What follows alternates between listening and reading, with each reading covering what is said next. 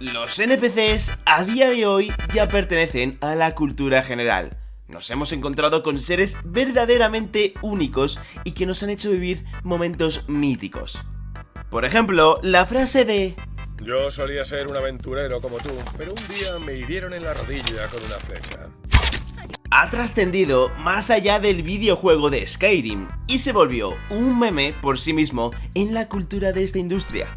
Y es que en especial con Skyrim los NPCs en sí fueron más allá, hasta el simple hecho de que actualmente nos podemos encontrar con vídeos con millones de visitas de personas imitando al máximo detalle a lo que era un NPC en Skyrim. Pero desde luego que nadie, ningún NPC, a pesar de la relevancia que algunos han tenido en muchos juegos, como este desgraciado de aquí, que Dios mío, no podía ser más pesado, ninguno ha conseguido pasar de NPC a protagonista o figura icónica de este medio, excepto uno. Y el único ser capaz de hacerlo es uno que sueña con ser un hada, teniendo la cara de un japonés virgen de 35 años de edad y que va a todas partes con un globo pegado a la espalda. Pero estos japoneses, ¿cómo inventan a estos personajes? Estoy hablando, amigos, del increíble y extravagante personaje NPC que se ha convertido con el tiempo en un denominador común como participación en la saga de Zelda, y que fue tal su popularidad que pasó a tener su propia serie de juegos. Estamos hablando del desgraciado de Tingle. Pero la pregunta más importante es, ¿de dónde sale Tingle? ¿Y cómo es posible que a día de hoy, aunque no hayas jugado a ningún juego de Zelda, le hayas visto alguna vez a este desgraciado? Y bueno, a ver, solo hay que verle. Su cara, precisamente, no pasa desapercibida. Y a esos característicos ojos rasgados hay que sumarle una nariz muy peculiar y un enorme lunar que destaca en su rostro con forma de una enorme gota de agua. Y añadiendo también que es un señor de mediana edad y con baja estatura, se le hace un NPC extremadamente fácil tanto de encontrar como de reconocer.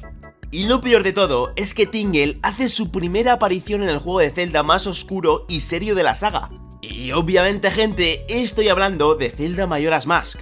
Y ya no es solo eso. Este personaje, a pesar de ser un simple NPC, tenía un papel muy importante en el juego, ya que tanto Aonuma como su equipo llegaron a la conclusión de que en un juego tan original y a la vez experimental como Majora's Mask, era necesario ofrecer los mapas de las zonas de Termina de un modo diferente a las entregas anteriores. Dicho de otro modo, básicamente, en lugar de que nuestro mapa se generase automáticamente y de manera progresiva, habría que obtenerlo. ¿Y qué mejor forma de hacerlo que de crear un NPC que nos vaya entregando el mapa del juego a medida de que vayamos avanzando por el juego? Esto precisamente no era una idea nueva en esa época y actualmente se siguen creando personajes con esta función en específico. Pero desde luego que el encargado de materializarla era cualquier cosa menos el típico mercader. Definitivamente, desde luego que Tingle no tiene nada que ver con esa imagen. Cuando Eiji Aonuma y los responsables de Majora's Mask se plantearon el personaje, pensaron que el cartógrafo no solo debería llegar a lugares muy elevados para poder observar todo el terreno, sino que también tendría que estar en diferentes lugares a la vez. Recordemos que precisamente en Majora's Mask el tiempo es crucial para el jugador, así que solucionaron ambos desafíos creando un personaje que pudiese flotar en el aire con un globo. Y también llegaron a la conclusión de que siendo todo lo anterior, tendría que ser alguien muy extravagante.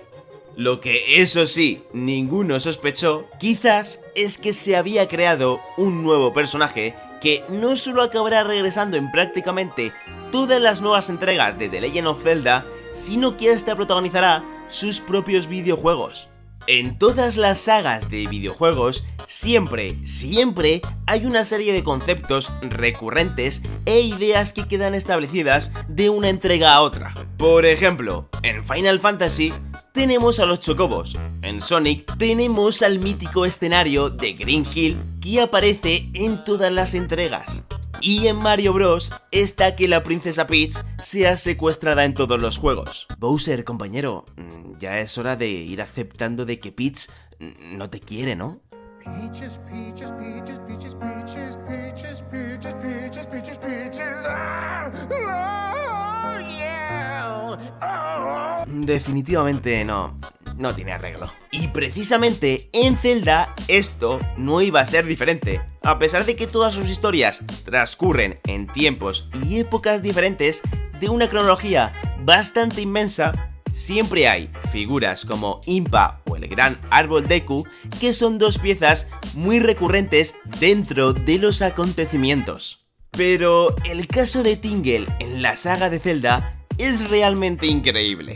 Mirar, tras debutar en Majora's Mask, Tingle reapareció un año después en Game Boy Color, flotando en el bosque del tiempo en The Legend of Zelda Oracle of Age. Pero su aparición era más un cameo que otra cosa. Pero definitivamente lo que nos pilló con la guardia baja fue su reaparición en The Legend of Zelda The Wind Waker, ya que el muy desgraciado aparece en la cárcel acusado de robar la cámara pictográfica, y tras liberarle nos da una versión única y completamente personalizada de la Game Boy Advance, al que llama el Tingle Visor, con el que podemos llamarlo. Pero hey, no acaba la cosa ahí. Tingle cuenta en este juego con una isla propia, llamada, como no, la isla de Tingle, donde además se nos presenta formalmente a sus hermanos, Uncle y Mingle, que son como él, pero de otro color. Tampoco le dieron más vuelta a sus diseños. A partir de aquí, Tingle irá apareciendo en el resto de juegos de Zelda con mayor o menor peso. Lo vimos en Forest World Adventures de Minish Cap de cuerpo presente, así como figuras basadas en él en Phantom Hourglass, Spirit Tracks o bajo la forma de un curioso peluche en Skyward Sword, en el escritorio de la mismísima Zelda. Pero lógicamente, y hablando de Tingle, era imposible que un tipo tan pintoresco y con la capacidad de ir en globo a donde le diese la gana se quedase únicamente en una sola saga de videojuegos. Nintendo llevó a Tingle a casi todas las entregas de Super Smash Bros., a veces escondiéndolo en algún escenario y otras como en una simple figura de colección. Y entre todas las colaboraciones y cameos de Tingle, hasta se las arregló para aparecer en Super Mario Maker como uno de los disfraces del juego, ganando su propio set de sonidos inspirados en los juegos en los que él está presente y poses que solo se le pueden ocurrir a él.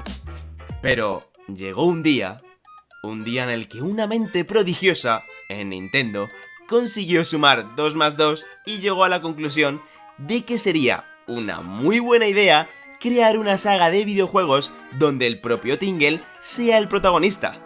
Y teniendo la incógnita de dónde viene la obsesión de Tingle por las hadas, Nintendo, que no tenía por qué, lo explicó, y en 2006 vio a la luz con Freshly Picket Tingle Rossi Rupelant, no sé cómo cojones se pronuncia este juego, con sorprendentemente una propuesta completamente original y diseñada a medida tanto para el contexto del personaje como para la Nintendo DS.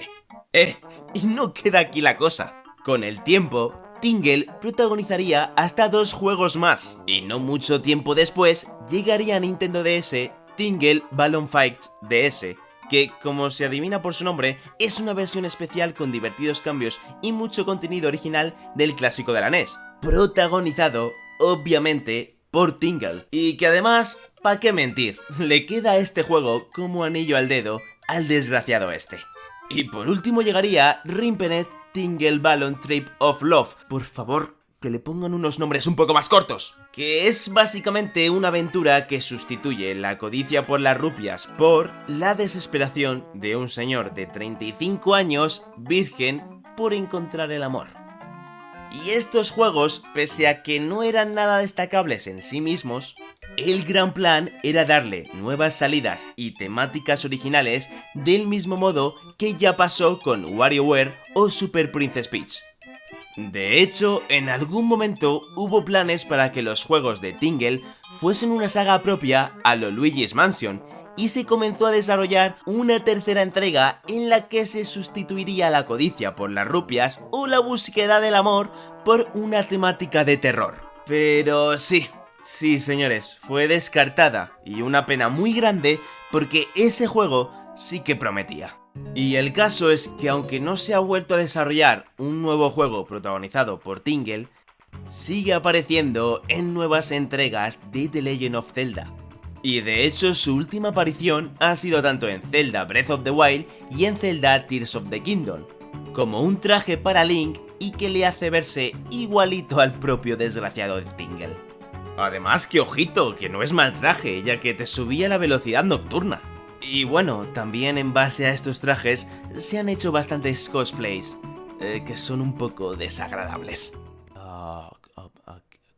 Comprar aquí...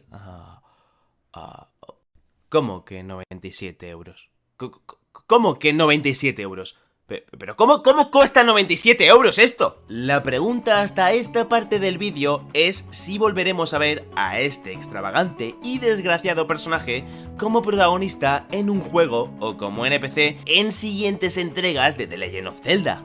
Pero eso sí, el día en que lo volvamos a ver en alguna aparición en los próximos juegos de Zelda, Internet explotará y nos dejaremos sorprender aún más por este extravagante y curioso NPC que caló tan fuerte entre nosotros que pasó de ser un simple NPC a un personaje icónico de esta industria.